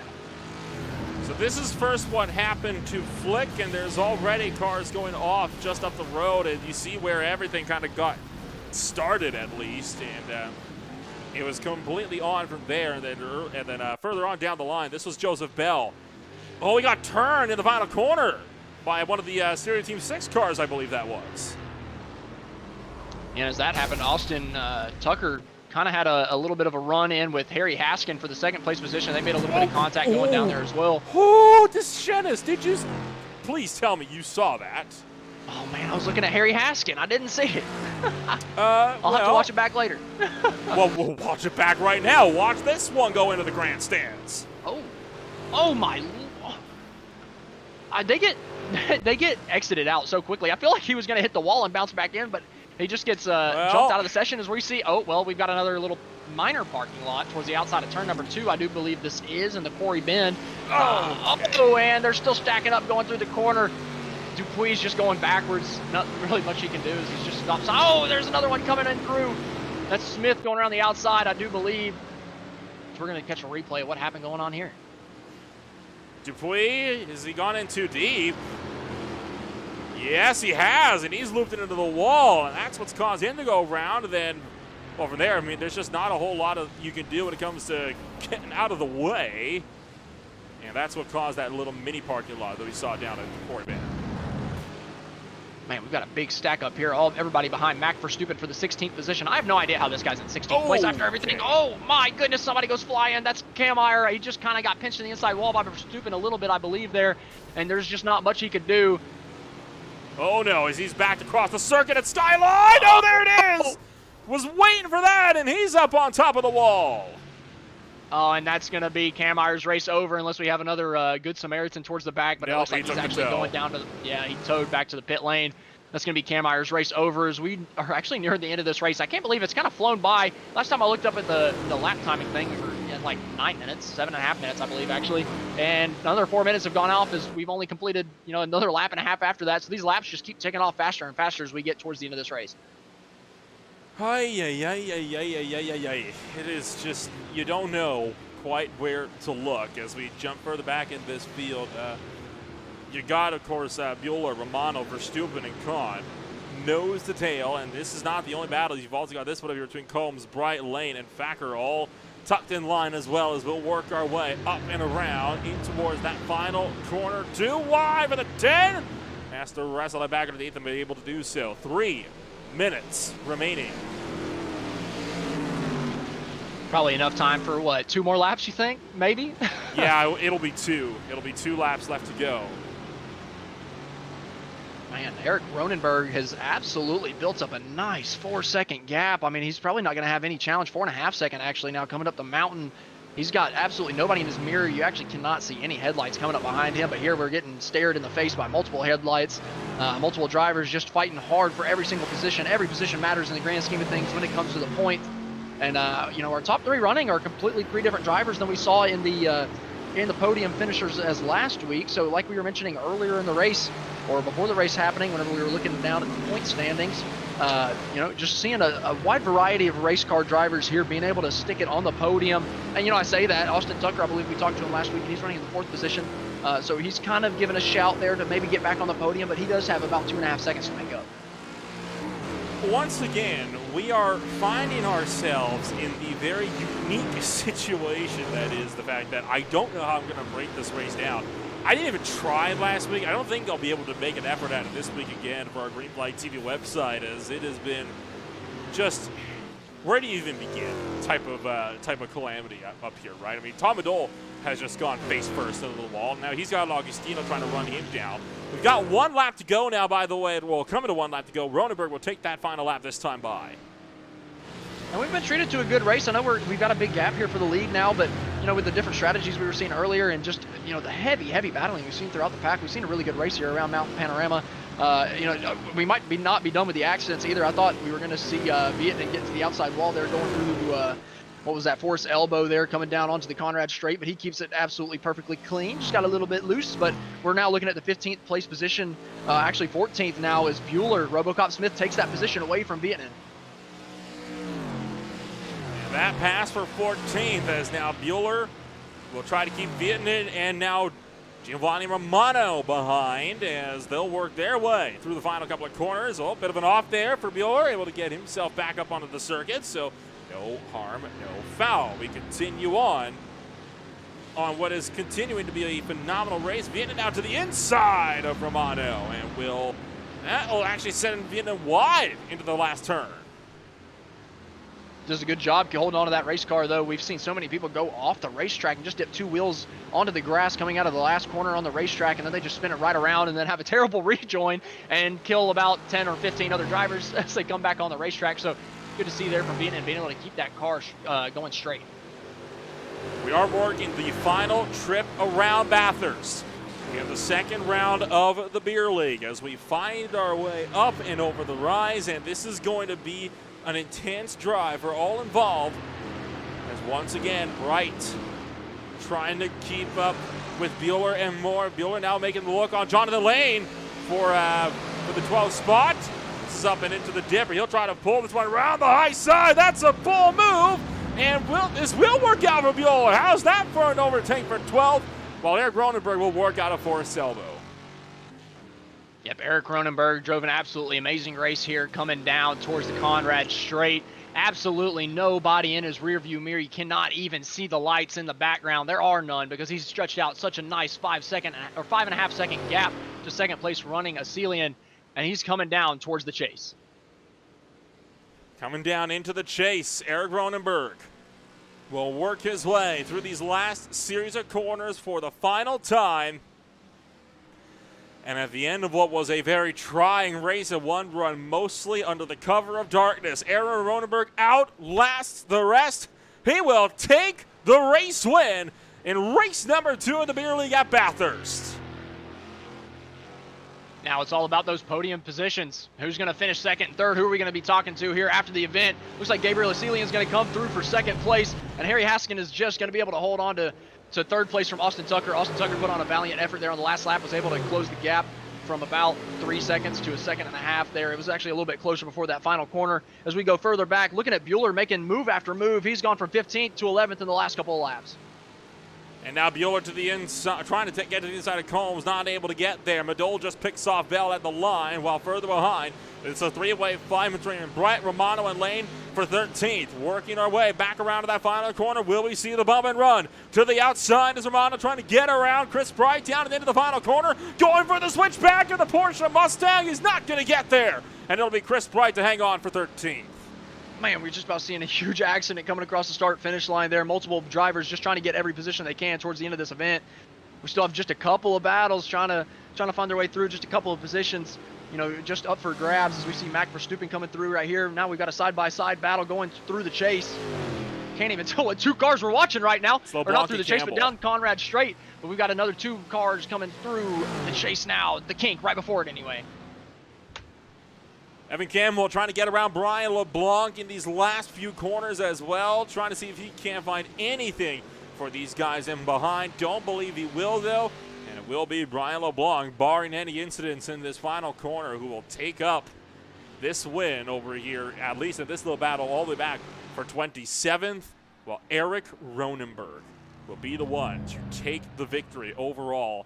What a night it has been for him, and you reckon we'll see him take that jump? I'd assume that's why he's still at race pace on the track after the checkered flag.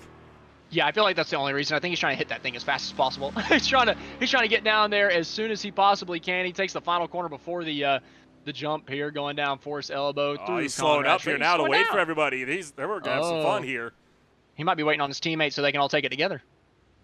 Well, we're going to hold off on the race results because, first off, still not everybody has come across the line, shockingly. And second off, I think we've earned ourselves, after all of the mayhem we've seen over the course of the night, to be able to have everything lined up for us here. As you can see, everybody filing in, and I think this is going to be one of the sights of all time, is the best way to put it, I reckon. Now, will this beat Mac Verstappen flipping side by side or side Oh, over side, just it over and will. over? Well, we do have 5 cars ready to take this jump, so you might be onto something. But that could have. They are maybe won a only in gold one medal. Discord chat, remember, so they are coordinating this. Keep in mind. Oh my goodness! Oh my goodness! We're gonna see every single car in the field, aren't we? I wasn't intending on hanging around for this. I was planning on just waiting to see how this is all gonna shake on up after the race. But you know what? Why not?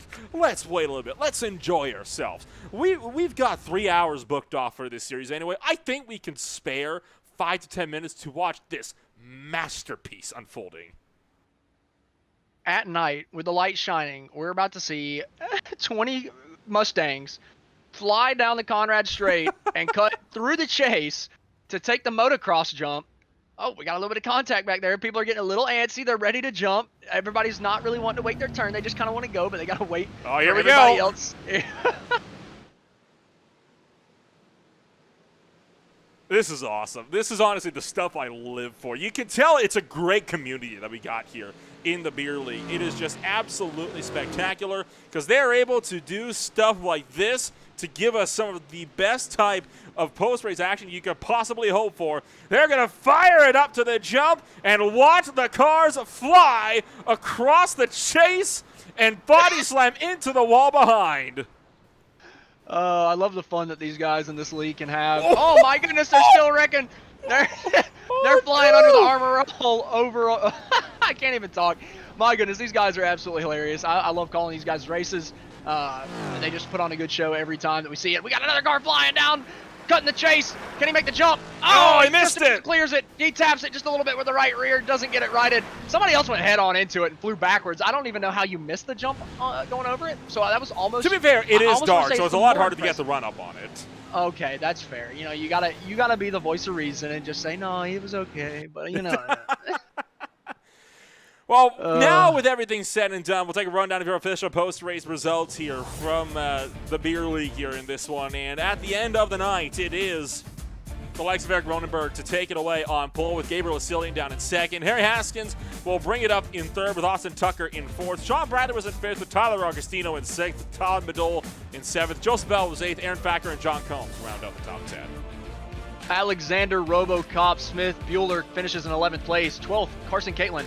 13th, Chris Bright. 14th, Giovanni Romano. 15th, Jonathan Lane. 16th was Tyler Vietnam. 17th was Ethan Kahn. 18th, Kyle Smith. And moving on down through the field, 19th place going to hold the likes of Mac Verstappen with, of course, 20th being Jeremy Casto. But they got Chris Flick, Graham Jordan, Mark Bellew, Greg Beckman, Tanner Klein, Brian LeBlanc, Evan Campbell, Tyler Carlton, Blake Gambrell, and Adam Klein. 31st is going to be Matthew Dupuis. 32nd, Adam Malhot. 33rd, Matthew DeShanis. 34, Alan Kameyer. 35th was Corey Barrett. 36, Alex Cofford. 37th was Brooks Clayton. 38th, Josh Freed. 39th, Nathan Cookingham. And 40th, Jordan Babick.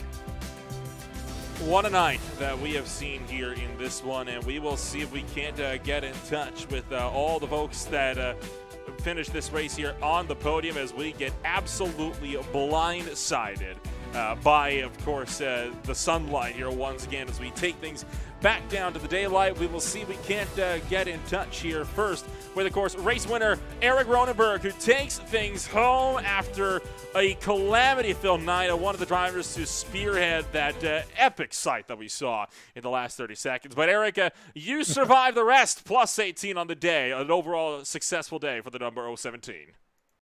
Yep, it's always chaotic here, and it's always fun. Just got to survive it.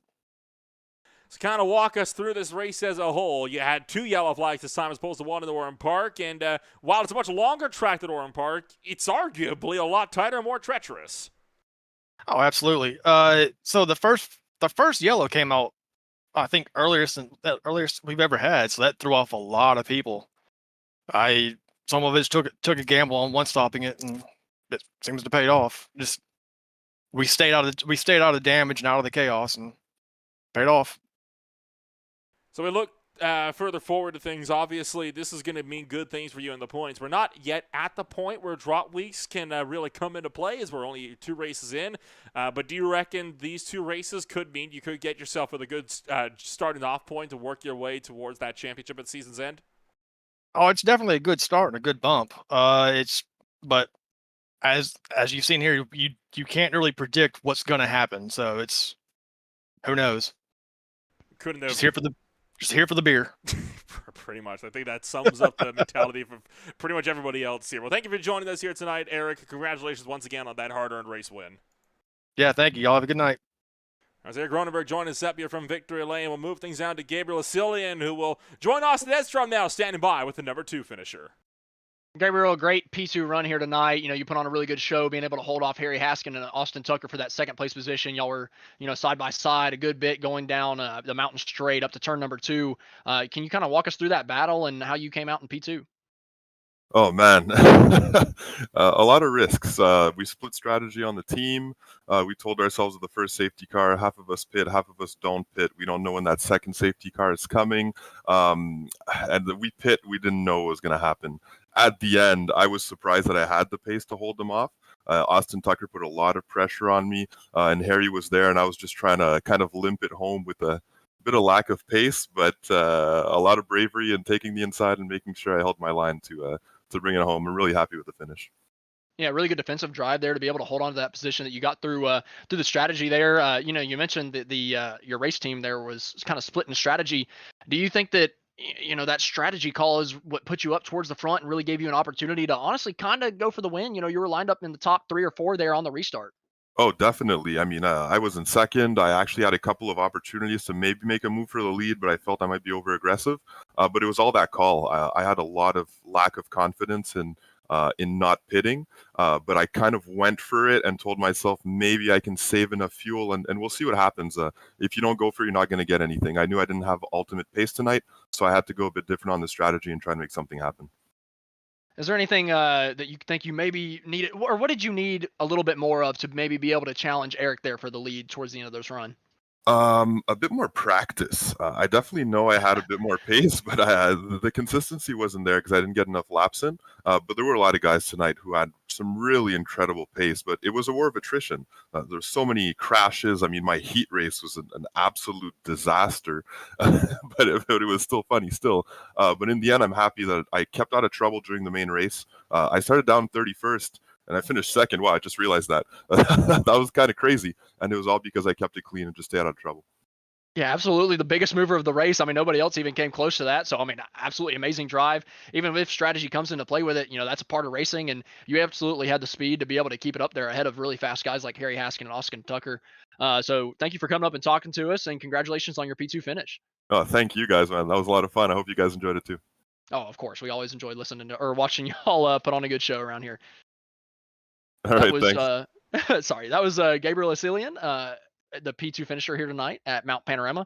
And now we're going to jump over to Nolan Rimple, who's got Harry Haskin, our P3 finisher. Indeed, I do. Harry Haskin will join us up now. Plus 21 spots gained for you, Harry. It is the first time you're able to join us up here in the broadcast booth, and what a night it was for you, up and down throughout the grid. And at the end of the day, you're able to come out on top with that final step on the podium.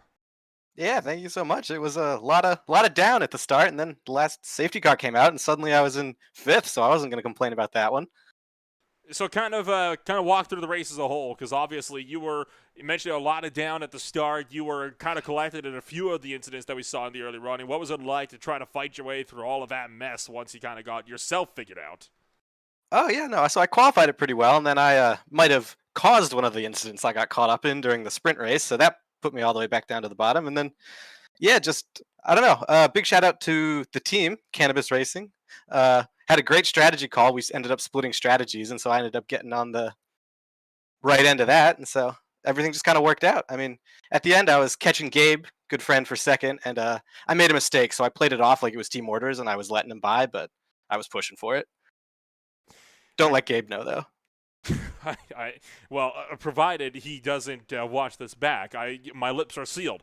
Of course, perfect. we look further forward to race number 3 now. Obviously, the races, as we all know, are not determined on the schedules until Sunday night.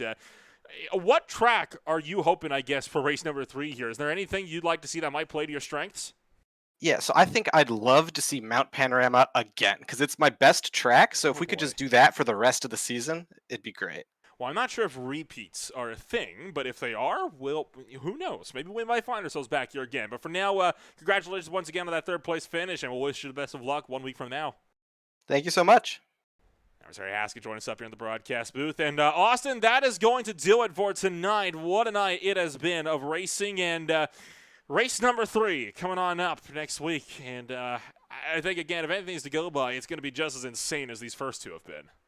Yeah, absolutely. And we never know what we're going to get, right? We haven't spun the wheel yet for next week, so we don't know exactly what racetrack we're going to get. We could be at the Phoenix Oval from way back in the day. We could be at the Nürburgring Nordschleife. So we could have just about anything. So I love that the unpredictability of this league is going to keep us on our toes going forward. Next week, it'll once again be race number 3, same time, same place, myself and Austin Edstrom. And of course, coming on up tomorrow, join us for the Speed Cup Series when they get set to lock away the top 16 for their first round of the playoffs at the Daytona National Speedway in the last race of the regular series season. DJ Clark returns to the broadcast booth for the Lobster State 100, coming on up 1 week, this coming Saturday, for race number 20 in the TNGG Truck Series. Of course, Austin will be back with me as well for the High Tide Race of the MF Racing Designs Cup Series for race number 3 at Las Vegas Motor Speedway, as well as myself returning for the Pro Car Concepts World Challenge Series for their second round at the Brickyard over on Monday. For now, though, thank you for joining us here tonight. My name is once again Manola Rambo with Austin Edstrom beside me at the broadcast booth. Thank you for watching another presentation on Green Flight TV. We'll see you all when we go racing next week in the Beer League.